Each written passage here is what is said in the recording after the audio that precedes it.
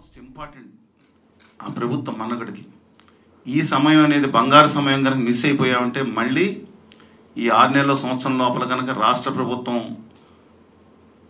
మేము అంటే కాలర పట్టుకోమని అంటలేదు. ఇప్పుడు నయానో భయానో రిక్వెస్ట్ చేసో ఏదో మనకు విభజన హామీలు కనుక తీసుకొస్తే రాష్ట్రం బాగుపడుతుంది. రాష్ట్రం అప్పుల్లో ఉంది, అందరికీ తెలుసు. విభజన అయిన తర్వాత ఎలాంటి పరిస్థితులు వచ్చినాయో ఈ సమయంలో ఖచ్చితంగా మనకు కావాలి విభజన హామీలు, రాయితీలు. ఇవాళ దుబాయ్లో కూడా 2023 నుంచి ట్యాక్సెస్ జిఎస్టీ వేయటం మొదలైంది. 9% మిగతా ట్యాక్స్ కూడా 2024 నుంచి చేస్తున్నాం. దుబాయ్ ఒకటే 0% ట్యాక్స్ ప్రపంచం మొత్తం మీద. అలాంటిది ఇండియాలో 0% ట్యాక్స్ తీసుకెళ్లి గిఫ్ట్ సిటీ కింద కాన్స్టిట్యూషనల్ అమెండ్మెంట్ చేసి గిఫ్ట్ సిటీకి 0% ట్యాక్స్ ఇచ్చారు. కావాల్సింది ఆంధ్రప్రదేశ్కి 2000 ఒకటే చెప్తున్నాం, మిగతా పార్టీలకి బాధ కలిగిన కలపన మేము వాస్తవం మాట్లాడుతున్నాం.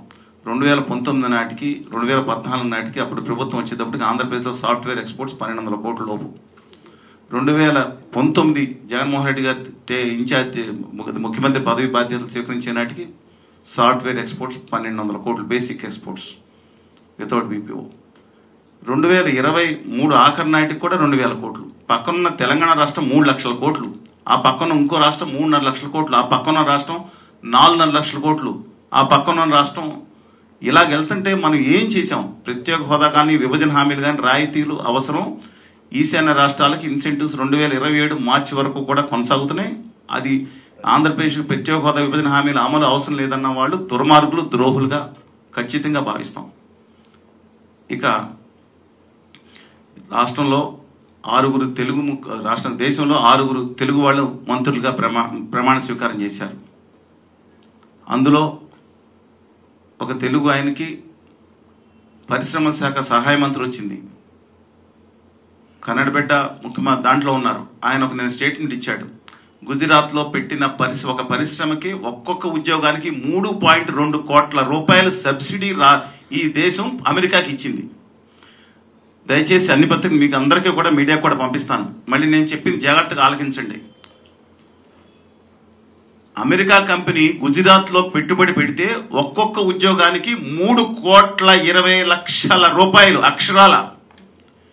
నిన్న అన్ని జాతీయ పత్రికలో చూడండి. ఈ దేశ పరిశ్రమల శాఖ మంత్రి శ్రీ కుమారస్వామి గారు ఇచ్చిన అఫీషియల్ స్టేట్మెంట్ ఇది. దోచి పెడుతున్నారు వాళ్ళ రాష్ట్రానికి, మా రాష్ట్రాలకి ఎంట గడుతున్నారు. ఈ సత్యం దేశ పరిశ్రమల శాఖ మంత్రి గారు స్వయానా చెప్పిన విషయం ఇది. 4 లక్షల కోట్ల రూపాయలు గిఫ్ట్ సిటీలో బిజినెస్ చేస్తారా? 9,60,000 కోట్ల రూపాయలు మీ రాష్ట్రంలో పరిశ్రమలు పైప్ లైన్ లోని ఇంప్లిమెంట్ అవుతున్నాయా? మా రాష్ట్రంలోకి రానివరా? దుర్మార్గం జరుగుతుందండి. ఎవరు ముఖ్యమైన మేము అన్నిటికంటే మొట్టమొదటిగా ఒకటి అందరూ దీని తీర్మానం ప్రకారం కూడా ఈ రాష్ట్రంలో మొన్న ఎన్నికల్లో తుఫాను కాదు, వారు వన్ సైడ్ కాదు, సునామీ వచ్చినట్టు 164 స్థానాల్లో కూటమి అభ్యర్థులు తెలుగుదేశం, జనసేన ప్లస్ కూటమిని గెలిపించారు. దీనికి మొట్టమొదటిగా శుభాభినందనలు తెలియజేస్తాం రాష్ట్ర ముఖ్యమంత్రి గారికి, అలాగే మంత్రివర్గంలో ఉన్న 24 మంత్రికి, రాష్ట్ర ప్రభుత్వానికి అభినందనలు తెలియజేస్తున్నాం.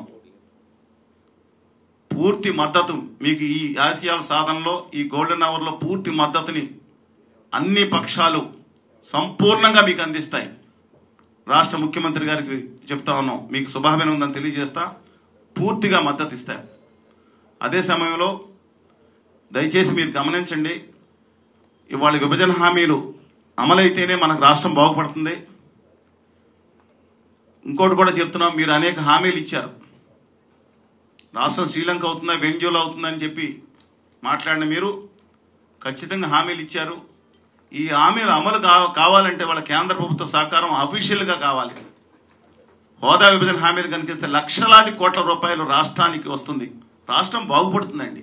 ఇది అఫీషియల్ గా మీ ఆశయాలు నెరవేరాలన్నా, మీ ఆకాంక్ష నెరవేరాలన్నా, మీ ఇచ్చిన హామీలు నెరవేరాలన్నా దయచేసి ఇది గమనించండి. స్టేట్ ఓన్ ట్యాక్స్ రెవెన్యూ కంటే ఈ హామీలు ఎక్కువైపోతున్నాయి. దయచేసి గమనించండి. మీ హామీలు అమలు అవ్వాలనే కోరుతున్నాం, రాష్ట్రం బాగుండాలని కోరుతున్నాం, కానీ నెక్స్ట్ జనరేషన్ బాగుండాలని కోరుతున్నాం. ఇంకా పోలవరం ప్రాజెక్టు విషయంలో ముఖ్యంగా మిగతా విషయాలు పెద్దలందరూ మాట్లాడతారు. పోలవరం ప్రాజెక్టు విషయంలో దుర్మార్గమైన కుట్ర జరుగుతుంది, గమనించండి. రేపు నుంచి భూపంతరాలు దద్దరేదట్టు ప్రకటనలు వచ్చేస్తాయి. రాతి మట్టి కట్టడం ఏదైతే ఉందో ఇప్పుడు కెనాల్స్ దాదాపుగా రైట్ టు లెఫ్ట్ దాదాపుగా పూర్తి అవ్వచ్చింది. లెఫ్ట్ సైడ్ కొంత అవ్వాల్సి ఉంది. స్పిల్వే అయిపోయింది. డయాఫ్రమాలు కొంత దెబ్బతింది. అయిపోయిన తర్వాత రాతి earth cum rock fill dam మిగిలి ఉంది. అది పెద్ద వర్క్ కాదు, రాతి మట్టి కట్టడం.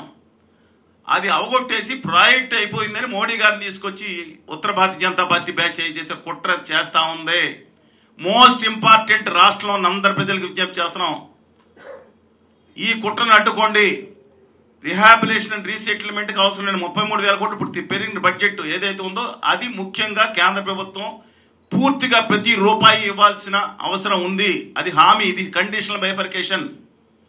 దాన్ని ఎగ్గొట్టేసేసే కుట్రలో దుర్మార్గం చేస్తున్నాయి. ఇవాళ మొత్తం 2016 అంచనాలు కాదు, 2024 మార్చి నాటి ఎస్ఆర్ ప్రకారం అంచనాలు మొత్తం ప్రాజెక్ట్ కాస్ట్ 75,000 కోట్లు చేరుకుంటే ఖర్చు పెట్టింది 3వ వంతు లేదు. 70% ప్రాజెక్టు ఆర్థికంగా లెక్కేసి ఇంకా పూర్తి కావాల్సి ఉంది. మరొకసారి చెప్తాను, 70% ప్రాజెక్టు పూర్తి కాలేదండి. మోసపోయిన ప్రకటనలు, మోసపుచ్చే ప్రకటన నమ్మొద్దండి. 70% నిధులు ఇంకా అవసరం ఉంటుంది. రిహాబిలేషన్ రీసెటిల్మెంట్ వాళ్ళని ముంచేసి మేము ఆనందంతో ఆ నీళ్లలో చేయడానికి ఇక్కడ రాష్ట్రంలో ప్రజలు సిద్ధంగా లేరు. నిర్వాసితులు ఖచ్చితంగా న్యాయం జరిగిన తర్వాత 150 అడుగులు ఎత్తుతో నీళ్లు నిలబెట్టి 960 మెగావాట్లు తిప్పితేనే ప్రాజెక్ట్ పూర్తి అయినట్టు. పదే ఆ విషయం చెప్తున్నాను. 150 అడుగులు ఎత్తు నీళ్లు నిలబెట్టాలంటే రిహాబిలేషన్ పెట్టాలి. దీనికి కేంద్ర ప్రభుత్వం ప్రతి పైసా ఇవ్వాలి. ఇవ్వకుండా కుట్ర చేస్తుంది. రాష్ట్ర ప్రభుత్వాన్ని బ్లాక్ మెయిల్ మొదలు పెట్టిందని మాకు వచ్చిన సమాచారం. దయచేసి ఆంధ్రుల హక్కులు, తెలుగుదేశం హక్కులు కాంప్రమైజ్ కావద్దండి. ఒక గొప్ప విజనరీ లీడర్ గా చంద్రబాబు నాయుడు గారిని చెప్తారు కాబట్టి ఖచ్చితంగా దీంట్లో వాళ్ళ మోసపూరితమైన ప్రకటనలకు మోసపోవద్దండి. ఇది చాలా మోస్ట్ ఇంపార్టెంట్. ఇది ఇంకొకరు చెప్తున్నారు, ఆ పంజాబ్ నుంచి వచ్చిన గుజరాతీ ఆయన మాట్లాడతా ఆ రిహాబిలేషన్ రీసెటిల్మెంట్ కి 40,000 కోట్లు మన దగ్గర ఇక్కడ మన ప్రజల నుంచి వసూలు చేయాలని చెప్తున్నారంట. ఇది చాలా అన్యాయం అండి, దుర్మార్గం అండి. వాళ్ళు ఎవరో గుజరాతీ ఆయన రావటం ఏంటి? ఆయన వచ్చి మనకు చూసి ఇప్పుడే చెప్పాను, వేలాది కోట్లు గుజరాత్ తరలించుకెళ్ళిపోతున్నారు. మన దగ్గర ప్రజల తోలు తీసి అది కట్టిస్తారా?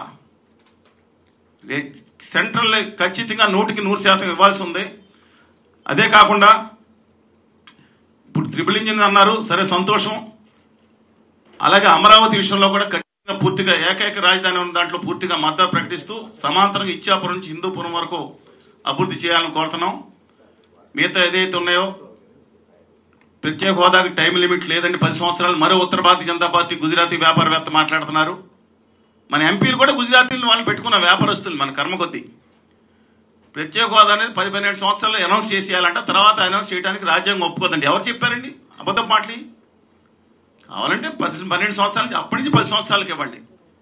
నీతి ఆయోగ్ సంస్థ అది. వాళ్ళ కాంగ్రెస్ పార్టీ అధికారంలోకి వస్తే ఇస్తారని చెప్పారు. అందువల్ల ఇవన్నీ గమనించమని చెప్పి కోరుతా ఉన్నాం. మేము మిగతా పెద్దలు కూడా రేపొద్దున కార్యాచరణ గురించి కూడా మాట్లాడతారు. రాష్ట్ర ప్రభుత్వాన్ని ఒకటే చెప్తున్నాం, సంపూర్తిగా మద్దతు ప్రకటిస్తాం. ఈ విషయంలో మీరు ఏ చర్య తీసుకున్నా ఇది గోల్డెన్ అవర్ లో మాత్రం చర్య తీసుకుని వచ్చే సంవత్సరంలో ఏదైతుందో, లేకపోతే ఉత్తర Bharatiya Janata party Adani and company మొత్తం ఎంపీలందరినీ వాళ్ళ హార్స్ ట్రేడింగ్ ఆల్రెడీ గుర్రాల వ్యాపారం మొదలు పెట్టారని వార్తలు వస్తున్నాయి.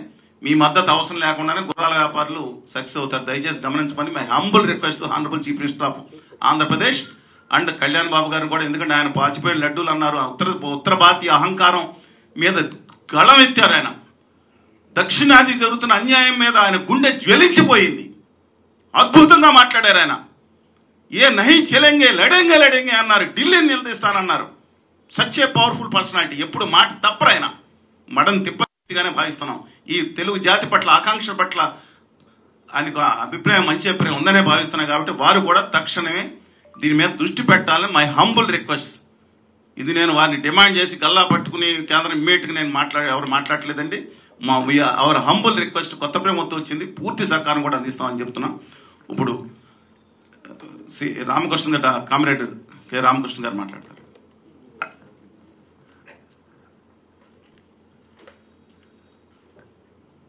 వేదికపై ఉన్న పెద్దలందరికీ, చలసాని శ్రీనివాస్ గారు, తర్వాత శ్రీనివాసరావు గారు, లక్ష్మణ్ గారు, పద్మశ్రీ గారు, అదేవిధంగా నరసింహారావు గారు, శంకర్ గారు, ఇంకా వివిధ రాజకీయ పార్టీలు, అదేవిధంగా ప్రజా సంఘాల నాయకులందరూ ఉన్నారు. మహేశ్వరరావు గారు, అందరికీ మీడియా మిత్రులకు నమస్కారాలు. ఇప్పుడు ఎన్నికల ఫలితాలు వచ్చాయి. ఇంతకుముందు శ్రీనివాసరావు గారు చెప్పినట్లుగా మన 10 ఏళ్లుగా ఏ సమస్య అయితే మన రాష్ట్రం ప్రజలందరూ కూడా పదే పదే చర్చించుకుంటా ఉన్నామో ఆ సమస్యగానే ఉంది. ఎన్నికల సందర్భంలో దాదాపు అన్ని రాజకీయ పార్టీలు ఈ అంశాల గురించి మాట్లాడుతూ ఉన్నాయి. ఎన్నికలు అయిన తర్వాత కూడా కొంతమంది మాట్లాడుతూ ఉన్నారు. కానీ అందరూ కూడా మాట్లాడాలని మేము కోరుతూ ఉన్నాం. ఎందుకంటే అవునన్నా కాదన్నా ఈ 10 ఏళ్ల నరేంద్ర మోడీ పరిపాలనలో మన ఆంధ్ర రాష్ట్రానికి అన్యాయం జరిగింది. అది స్పష్టంగా మన ఎన్నికల్లో కూడా ప్రజల తీర్పులో కూడా ప్రతిఫలించింది. ఎందుకంటే ఈ రాష్ట్రంలో ప్రతిపక్ష వైఎస్ఆర్ కాంగ్రెస్ పార్టీ 4 ఎంపీ స్థానాలు గెలిస్తే అందులో 3 చోట్ల బీజేపీ పైనే గెలిచింది. ఆ సెగ్మెంట్స్లో, అసెంబ్లీ సెగ్మెంట్స్లో ఏవైతే వాళ్ళు బీజేపీ వాళ్ళు ఓడిపోయారో అక్కడ ఓట్లు తీస్తే అసెంబ్లీ స్థానాల్లో కూటమికి వీళ్ళకి